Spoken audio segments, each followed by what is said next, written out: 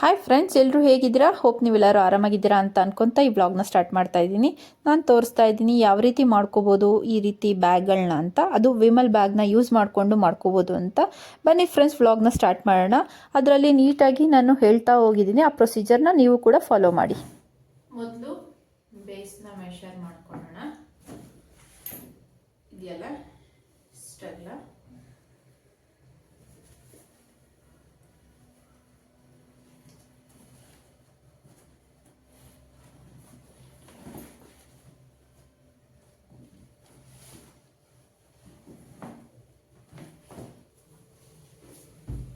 Safety ಪಿನ್ಸಿಂದ cut ಮಾಡ್ಕೊಳ್ಳೋಣ.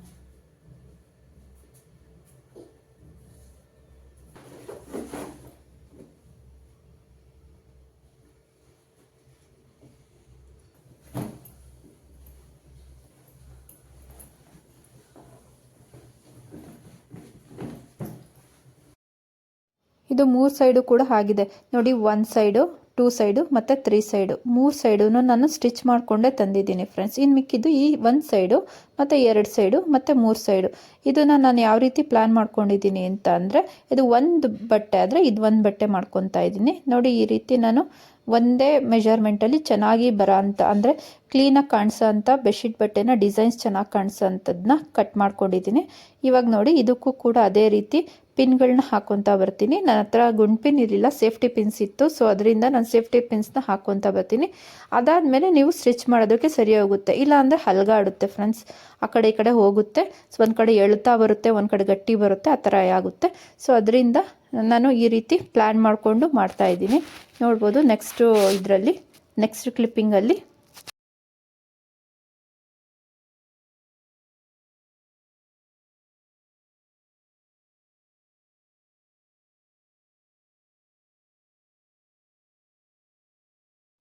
ಈ ರೀತಿ 3 ಸೈಡ್ಸು ಇಟ್ಬಿಟ್ಟು ಪಿನ್ಗಳು ಅಥವಾ ಸೇಫ್ಟಿ ಪಿನ್ನು ಅಥವಾ ಗುಂಡ್ ಪಿನ್ನಿಂದ ನೀವು ಕವರ್ ಮಾಡ್ಕೊತಾ ಬರ್ಬೋದು. ನಾನಿಲ್ಲಿ ಫಾಸ್ಟ್ ಫಾರ್ವರ್ಡ್ ಮಾಡಿದ್ದೀನಿ, ಯಾಕಂದರೆ ಲಾಂಗ್ ವಿಡಿಯೋ ಆಗಬಾರ್ದು ಅನ್ನೋ ಕಾರಣದಿಂದ. ನಾನಿಲ್ಲಿ ಡಿಸೈನ್ ನೋಡೇನೆ ಪ್ಲ್ಯಾನ್ ಮಾಡ್ಕೊಂಡಿದ್ದೀನಿ ಯಾವ ರೀತಿ ಬರಬೇಕು ಅನ್ನೋದನ್ನ. ಸೊ ಇದನ್ನು ಕ್ಯಾರಿ ಬ್ಯಾಗ್ ಆಗಿ ಕೂಡ ನೀವು ಯೂಸ್ ಮಾಡ್ಬೋದು, ಅಥವಾ ನಿಮ್ಮ ವಾರ್ಡ್ರೋಬಲ್ಲಿ ಯಾವುದಾದ್ರೂ ಬೇರೆ ಬಟ್ಟೆಗಳ ಇಡೋದಕ್ಕಾದರೂ ನೀವು ಯೂಸ್ ಮಾಡ್ಕೊತಾ ಬರ್ಬೋದು. ನಾನು 3 ಸೈಡು ಹಾಕೊತಾ ಇದ್ದೀನಿ.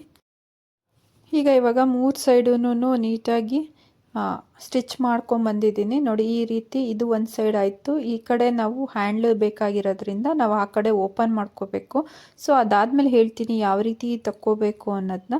ನಾವಿಲ್ಲಿ 3 ಸೈಡೂ ಹಾಕೊಂಬರೋಷ್ಟರಲ್ಲಿ ಒಂದು ಹಾಫ್ ಆನ್ ಅವರ್ ಆಯಿತು ಫ್ರೆಂಡ್ಸ್. ಸ್ವಲ್ಪ ದಪ್ಪ ಇರುತ್ತಲ್ಲ ಬಟ್ಟೆ, ಸ್ವಲ್ಪ ನಿಧಾನ ಆಗುತ್ತೆ ಮಿಷಿನಲ್ಲಿ ಸ್ಟಿಚ್ ಬೀಳೋದು.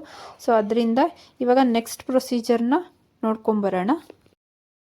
ಈಗ ಹ್ಯಾಂಡ್ಲು ಒಂದು ಸೈಡ್ ಮಾತ್ರ ನಮ್ಗೆ ಓಪನ್ ಆಗಿದೆ, ಇನ್ನೊಂದು ಸೈಡು ಓಪನ್ ಆಗಿಲ್ಲ.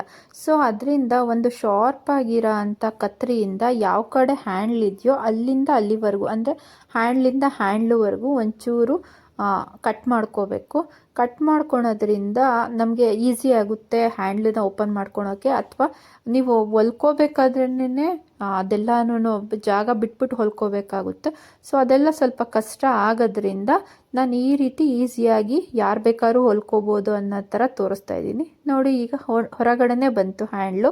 ಸೊ ಇವಾಗ ನೀವು ಏನು ಮಾಡ್ಕೋಬೋದು ಅಂತ ಹೇಳ್ತೀನಿ, ಒಂದು ಹೇಳ್ತಾ ಹೋಗ್ತೀನಿ ನೋಡಿ ಫ್ರೆಂಡ್ಸ್. ಅದರಲ್ಲೇನೆ ಇದಕ್ಕೆ ಲೇಸ್ ಥರ ಕೊಟ್ಬಿಡ್ಬೇಕು. ಕಟ್ ಮಾಡ್ಕೊತೀನಿ. ಇಲ್ಲ ಅಂತಂದರೆ ನೀವು ಇದು ಎಕ್ಸ್ಟ್ರಾ ಒಂದು ಸ್ವಲ್ಪ ಲೂಸಾಗಿ ಹೊಲ್ಕೊಂಡಿದ್ರೆ ಈ ರೀತಿ ಇಟ್ಬಿಟ್ಟು ಕೂಡ ನೀವು ಟಾಕ್ ಹಾಕ್ಕೋಬೋದು. ನಾನು ಇವಾಗ ಹಾಕೋ ಬರ್ತೀನಿ, ತೋರಿಸ್ತೀನಿ ನಿಮಗೆ ಯಾವ ರೀತಿ ಆಗುತ್ತೆ ಅಂತ. ಹೊಲ್ಕೊಂಡು ತಂದಿದ್ದೀನಿ ನಾನು, ಇದರೊಳಗೆ ಫೋಲ್ಡ್ ಮಾಡಿ ಹೊಲ್ದಿದ್ದೀನಿ. ಸೊ ಇವಾಗ ನಮ್ಮದು ಟ್ರಾವೆಲ್ ಬ್ಯಾಗ್ ರೆಡಿ ಆಯಿತು. ಇದನ್ನ ಹಾಕಿ ತೋರಿಸ್ತೀನಿ. ಹಾಕಿ ಹೊಲ್ಕೋಬೇಕು, ಅವಾಗ ಕ್ಲೀನಾಗಿ ಬರುತ್ತೆ ನೋಡಿ.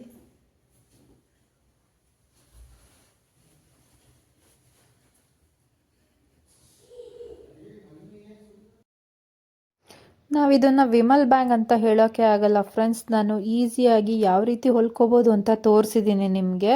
ನೀವು ಕೂಡ ನಿಮ್ಮ ಮನೆಯಲ್ಲಿ ವಿಮಲ್ ಬ್ಯಾಗ್ ಇದ್ದರೆ ಈ ರೀತಿನೇ ಮಾಡ್ಕೊಳ್ಳಿ, ತುಂಬ ಚೆನ್ನಾಗಿರುತ್ತೆ. ಮತ್ತು ನಾನು ಇದು ಯೂಸ್ ಮಾಡಿರೋದು ಬೆಂದು ವೇಸ್ಟ್ ಬೆಡ್ಶೀಟಿನ ಬಟ್ಟೆಯಲ್ಲಿ ಯೂಸ್ ಮಾಡಿದ್ದೀನಿ.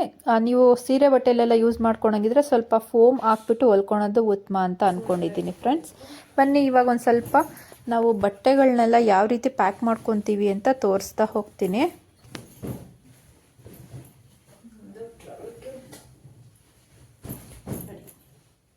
ನೋಡಿ, ನಾವು ಎಷ್ಟು ಹೆವಿ ಪ್ಯಾಕ್ ಮಾಡಿದ್ರು ಕೂಡ ಏನು ಕೂಡ ಅಳ್ಳಾಡಲ್ಲ. ಏನಿಲ್ಲ ಅಂದರೂ ಇದು ನಾವು 10 ಇಯರ್ಸಿಂದ ಯೂಸ್ ಮಾಡ್ತಾ ಇದ್ದೀವಿ. ತುಂಬಾ ವರ್ತ್ ಇದೆ ಈ ಬ್ಯಾಗ್ನ ನಾವು ಟ್ರಾವೆಲಿಗೆ ತೊಗೊಂಡೋಗೋದು. ಪೌಚ್ ಅನ್ನೋದಿಲ್ಲ ಅನ್ನೋದು ಬಿಟ್ಟರೆ ಇದು 100% ವರ್ಕ್ ಆಗುತ್ತೆ. ನೀವು ಒಂದ್ಸತಿ ಟ್ರೈ ಮಾಡಿ ಹೊಲ್ಕೊಳ್ಳಿ ಫ್ರೆಂಡ್ಸ್, ತುಂಬಾ ಬೆನಿಫಿಟ್ ಆಗುತ್ತೆ. ಇದು ನಾವು ಧರ್ಮಸ್ಥಳಕ್ಕೆ ಟ್ರಾವೆಲ್ ಕೂಡ ನಾವು ತೊಗೊಂಡೋಗಿದ್ವಿ. Thanks for watching friends.